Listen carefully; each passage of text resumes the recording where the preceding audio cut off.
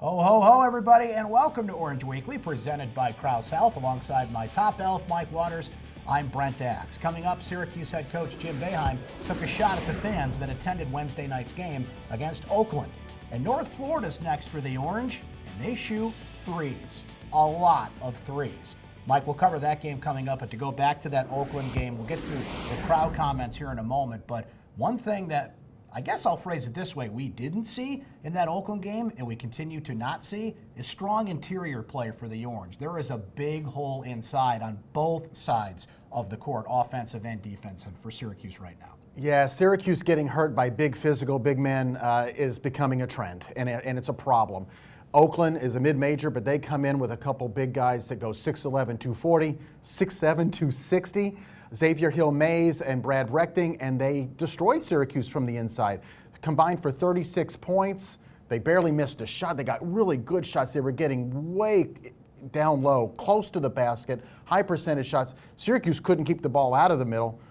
This is a problem going on, and it may not be a problem in the next couple of non-conference games, but Syracuse has to figure out a way to defend the inside better before they run into ACC competition. Not only defend, they've got to get some offensive play inside, which they do get from Marek Dolezaj and Barama Sidibe. Barama had 13 rebounds against Oakland, but Mike, we keep talking about this guy, but we keep coming back to him. If Quincy Guerrier can come around on the offensive end, it's a game changer for this team. They need some sort of presence on the offensive side of the ball at that position. He's the best candidate for it. Perhaps the next two games will offer him an opportunity to come around on that, but we just haven't seen it so far. No, and he's been struggling, I think, in part because coming off the bat, he's trying to do too much too soon.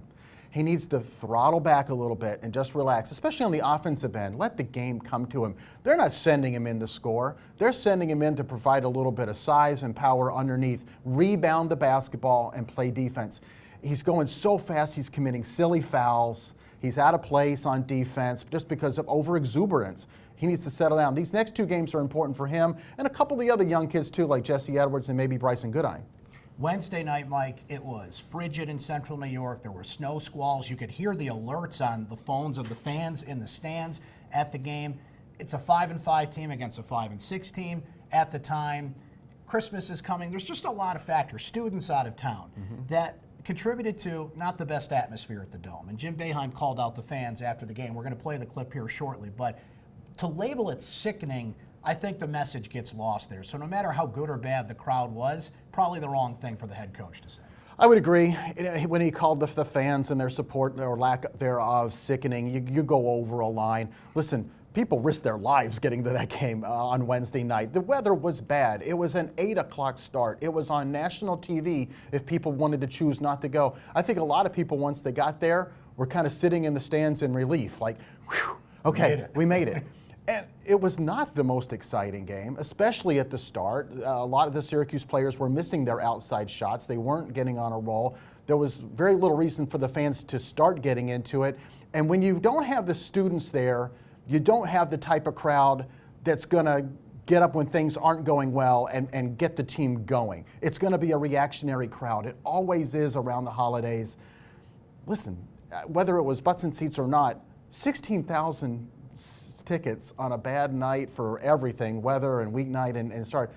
There's a lot of other places around the country that would die to have 16,000 people come in and say nothing. So yeah, listen, don't worry about the fans. That's not your job. Worry about the team. My slight agreement with Boeheim, and I do mean slight, is I think the fans can be a little more proactive at times when they see the team struggling, but the way he phrased it, that kind of goes out the window. Speaking of which, let's take a listen to that. Here's Syracuse head coach Jim Boeheim in Syracuse Soundbites. I had this cheer trying to get somebody to make some noise. It's sad, sickening really, to see that we can't get some help here. We desperately need it, and it picked up our defense just enough that we got a couple deflections and made a couple plays out of it. But we have to have some help there. That's why that's the whole purpose of playing at home. And I'm a little too old to be trying to be a cheerleader here.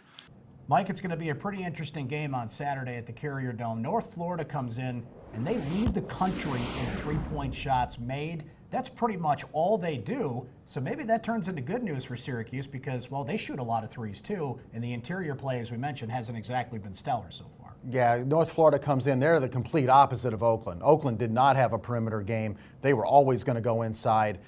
Now it gets flipped. This is a team that doesn't have a lot of interior scoring, but they've got guys who can shoot. They've got 3 guys who have taken at least 93 pointers apiece, and they're all making over 40% of their 3-point shots. So they're going to spread out around the perimeter. They're going to test the outside of that zone. This is going to be a real challenge for the top of the zone, primarily Joe Girard and Buddy Boeheim, to be out on shooters constantly. Mike, we're not here next week, but I wanted to look ahead to that Niagara game in this sense. What a story. Greg Paulus comes back, of course, the Central New York native, CBA star, Duke basketball, 1 year of Syracuse football, and many assistant coaching spots, and you knew that he would end up being a head coach. It was a unique circumstance that landed him at Niagara, but he's there, and he's got a little bit of a challenge building up that program. Yeah, he's in a tough situation. This was supposed to be Patrick Beilein's rebuild, and all of a sudden Greg is just thrown into it right before the start of the season. He's having to get a young team going. They've had their bumps in the road, but now he's got a chance. He's got a head coaching opportunity. There's only a little over 300 Division I jobs in the country, and he's got one right down the thruway at Niagara. I'm really excited for him and to see what kind of program he can build there. Christmas came early for Greg Paulus this year, that's for sure. We'll see if he can continue to build up that program at Niagara. Well, Merry Christmas, Happy Hanukkah, Happy Holidays to all of you. Happy New Year. That's when we'll meet again here on Orange Weekly in 2020. Thanks for watching this episode, and thanks for watching throughout the year. Thanks to Krause Health for presenting. That is Orange Weekly. For my top elf, Mike Waters, I'm Brent Dax. Happy holidays, everybody.